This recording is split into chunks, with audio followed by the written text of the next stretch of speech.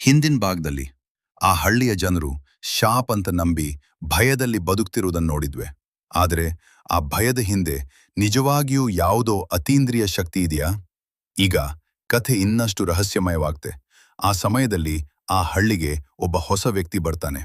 ಅವನು ಉಳಿದವರಂತೆ ಅಂಧವಾಗಿ ನಂಬುವವನಲ್ಲ.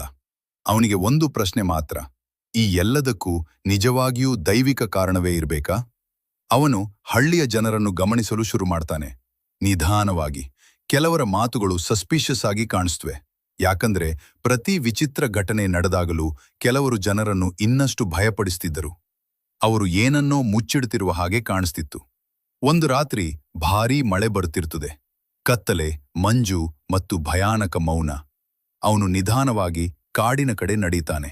ಅಷ್ಟರಲ್ಲಿ ದೂರದಲ್ಲಿ ಒಂದು ವಿಚಿತ್ರ ನೆರಳು ಕಾಣಿಸ್ತದೆ. ಅವನ ಹೃದಯ ಜೋರಾಗಿ ತಡಕಾಡಲು ಶುರುವಾಗ್ತದೆ.